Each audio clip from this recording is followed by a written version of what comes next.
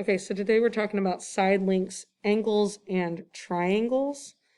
When we're looking at all of these today, we're going to start with sides. So the sides of a triangle, the small and the medium side, have to add up to be greater than the largest side.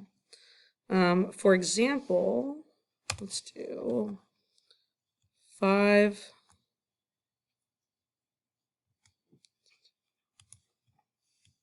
5, 7, and 10. This would create a triangle because 5 plus 7 is 12. And 12 is greater than 10. So this would create a triangle. One that would not create a triangle would be something like 2, 3, and 5.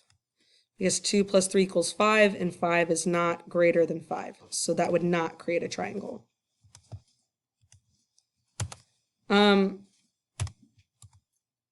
So on these right here, these lengths that create a triangle or they do not create a triangle. So if you notice, this is actually small, large, and medium. But our thing says that small plus the medium has to be greater than the large.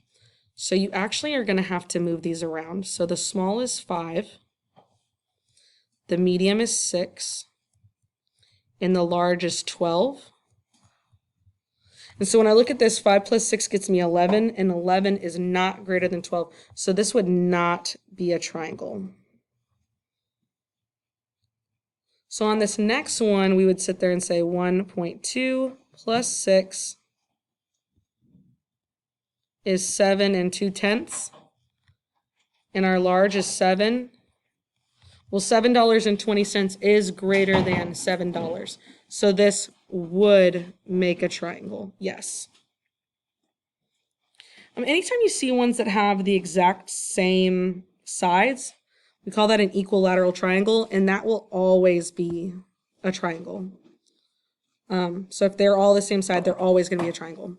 On this one, this is my small, this one's my medium, and this one's my large, so it completely is opposite right now. And so 6 plus 10 gets me 16, and 16 is not greater than 18, so this would not be a triangle. Let's see. Okay, so if you are looking at these three, if you notice I don't have the third side. So you can do like a guess and check here if you want to. My suggestion though is you can actually figure out what numbers you need by subtracting the two sides. And you would get 8. So you know your answer, your third side has to be greater than 8. So let's actually put it like this. It has to be greater than 8. Then it also has to be less than 28. And we find that by adding them. So if you do 18 plus 10, you get 28. So your answer has to be between 8 and 28. So 9, 10, 11, 12, 13, 14, and keep going on and so forth. Let's see. Okay, the last thing we're talking about today is angles. So when you're talking about angles, there's a couple of them from elementary school that you guys have done, which is like a 90-degree angle and a 180-degree angle, which are your straight angles and your right angles. Your right angle is always going to look like this. Let's see if I can actually do it. And it usually is going to have like a little box. I don't know why, but they always put the little box like right there to tell you it's a right angle. Your straight angle is literally just a straight line. That's it. It's just a straight line. That's your straight angle. So it just looks just like that. And it usually would just have like a little semicircle right here. So if you're looking at a triangle, the degrees of a triangle always adds up to 180 degrees. Doesn't matter what triangle it is, doesn't matter how big it is, doesn't matter how small it is. It's always 180 degrees. Always. So there's this long way of solving for a missing angle by writing down the formula, plugging in, and solving an equation. that you can use and that works every time. Or you can literally just add up the two angles you have and subtract from 180. So literally you just add up, oh, they gave me 95 and 55, and then you subtract that from 180, and that'll give you your missing angle. And you can always check your work by just adding these up. So 95 plus 55 would get me 150, plus 30 gets me 180. And every triangle adds up to 180. What in the... So anyways, away from my alien noises over here. If I have a missing angle here, I'm just going to add up the two. Okay, let's try that again. So if I have a triangle here, I would add 120. So I'm adding up the angles that I do have. So plus 40 would get me 160. And then if I'm looking for this third angle right here, I would just take 180 minus what I have, 160, and my angle would end up being 20. It's just super easy. Add up what you have, subtract from 180, and you'll get your third angle. Okay, so then these are the kind of questions that really are getting confusing because of that word each. What this is saying is that I have a triangle and two of the angles measure 45 degrees. I'm looking for this third angle. So literally all you're doing here is just adding up 45 plus 45, and we get 90.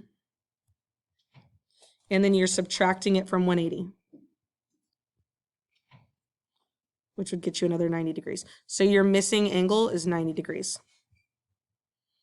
And then this one, if it tells you that they have a right triangle, that means that you have a right angle, and a right angle is worth 90 degrees. The other angle is worth 32. And then you subtract from 180. Make sure you borrow. 10 minus 2 is 8. 7 minus 2 is 5. So my third angle is 58 degrees. Let's see. When you're adding decimals, make sure you line up your decimals. So that's like the biggest thing that people forget to do is line up your decimals. And when you're subtracting from 180, you're going to have to add 0.0. So this one's going to have a lot of borrowing on it once you actually solve it out. 10 minus 9 is 1, 9 minus 5 is 4, and so my answer would be 54.1 degrees. And this one over here is just like on the last slide, so it's a right angle plus 18 degrees, and then subtract from 180, and I would get 72 degrees. Okay. Last thing before I show you the IXL codes, these are isosceles triangles. They're special, as in they're weird. They have these weird little lines on them, and that means that you have the same sides, like they're equal sides. So if they have equal sides, that means they have equal angles. So if this one is the same as this one, that means this angle is going to be the same as this one. And now that you know two of the angles, you can solve for that third one, because 70 plus 70 is 140, and 180 minus 140 is 40 degrees. So your missing angle here is 40 degrees. Ooh. Okay, now this one, they're saying that these two are equal. Well, we know the whole thing has to be 180 degrees. We know one of the angles is 80. So I would take away the one that I do know, and 180 minus 80 is 100. And then split between two of them. That's like saying divide by 2. So that means 100 divided by 2 would get me 50 degrees. And then, of course, you can check your work by adding them all up. 50 plus 50 is 100, and 100 plus 80 is 180 degrees, which means that you have a full triangle. And then last thing is that these two IXL codes are going to be, you need to have a 70 or above on both of them. They're both going to be for a grade. So make sure you have a 70 or greater on both of them because they're both going in the grade book for this report card. And that's it. If you have any questions, please feel free to ask and reach out.